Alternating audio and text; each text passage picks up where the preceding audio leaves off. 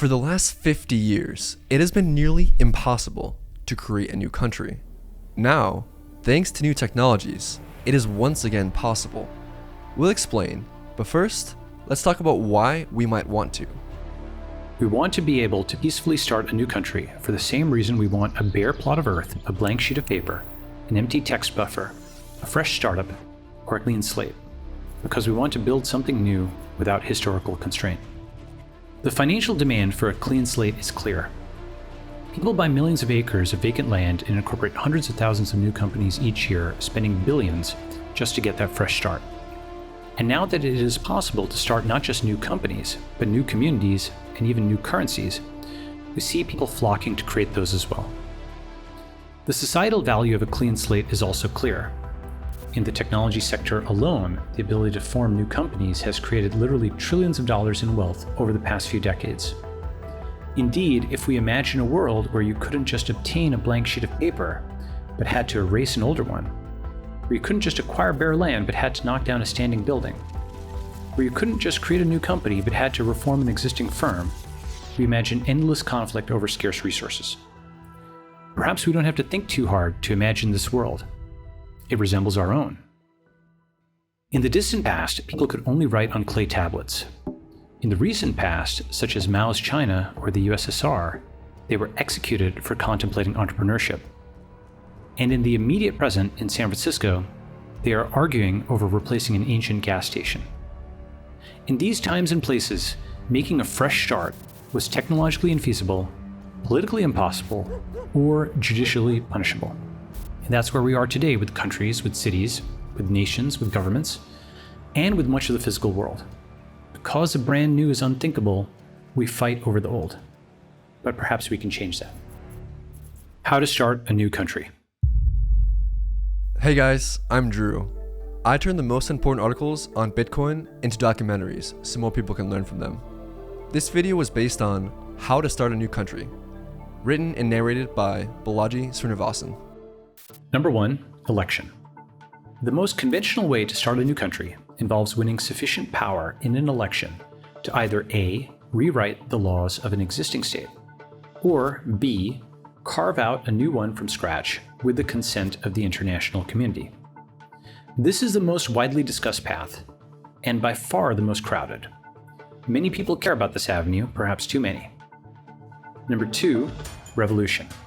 The second obvious way to start a new country is to carry off a political revolution. We don't advise attempting this. Particularly momentous elections are sometimes referred to as revolutions, though a revolution frequently involves bloodshed. Revolutions are infrequent, but everyone knows that they mean a new government. Number 3, war. The third conventional way to start a new country is to win a war. We don't advise attempting this either. A war is, of course, not independent from the other two methods. Indeed, both elections and revolutions can lead to wars that end up carving out new polities. Like a revolution, a war is infrequent and undesirable, but again is widely known as a means by which national borders may be rewritten. Number 4, micronations. Now we get to the unconventional. The most obvious of the unconventional approaches, and the one most people think of when they hear the concept of starting a new country, occurs when an eccentric plants a flag on an offshore platform or disputed patch of dirt and declares themselves king of nothing. If the issue with elections is that too many people care about them, the issue with these so-called micronations is that too few people care. Because a state, like a currency, is an inherently social affair, a few people in the middle of nowhere won't be able to organize a military, enforce laws, or be recognized by other nations. Moreover, while an existing state may be content to let people harmlessly LARP a fake country in their backyard, an actual threat to sovereignty typically produces a response with real guns, whether that be the Falklands or Sakhalin. Number 5, seasteading. Here we start to get interesting. Conceived by Patrick Friedman and backed by Peter Thiel, seasteading essentially starts with the observation that cruise ships exist and asks whether we could move from a few weeks on the water at a time to semi-permanent habitation on international waters, with frequent docking, of course. As the cost of cruise ships has fallen recently, this approach is becoming more feasible, but we haven't yet seen a working example. Number 6, space. Perhaps the most prestigious of the start a new country paths is the idea of colonizing other planets. Unlike seasteading or micronations, space exploration started at the government level and has been glamorized in many movies and TV shows, so it enjoys a higher degree of social acceptability. People mainly think of it as currently technically infeasible, rather than outright crazy.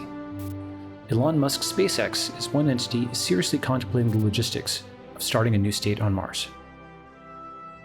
Number 7, cloud countries. And finally, we arrive at our preferred method, the cloud country. Our idea is to proceed cloud first, land last. Rather than starting with the physical territory, we start with the digital community. We recruit online for a group of people interested in founding a new virtual social network, a new city, and eventually a new country. We build the embryonic state as an open source project. We organize our internal economy around remote work. We cultivate in-person levels of civility. We simulate architecture in VR, and we create art and literature that reflects our values. Over time, we eventually crowdfund territory in the real world, but not necessarily contiguous territory.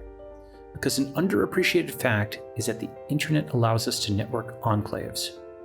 Put another way, a cloud community need not acquire all its territory in one place at one time. It can connect 1,000 apartments, 100 houses, and a dozen cul-de-sacs in different cities into a new kind of fractal polity with its capital in the cloud. Over time, community members migrate between these enclaves and crowdfund territory nearby, with every individual dwelling and group house presenting an independent opportunity for expansion. What we've described thus far is much like the concept of ethnic diasporas, which are internationally dispersed, but connected by communication channels with each other and the motherland. The twist is that our version is a reverse diaspora, a community that forms first on the internet, builds a culture online, and only then comes together in person to build dwellings and structures. In a sense, you can think of each physical outpost of this digital community as a cloud embassy, similar to the grassroots Bitcoin embassies that have arisen around the world.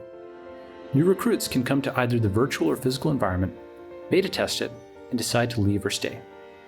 Minimum necessary innovation.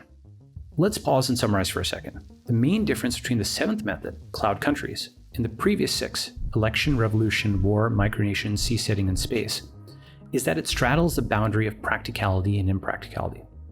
No one can claim that it's infeasible to build million-person online communities or billion-dollar digital currencies, or that it's physically impossible to architect buildings in VR and then crowdfund them.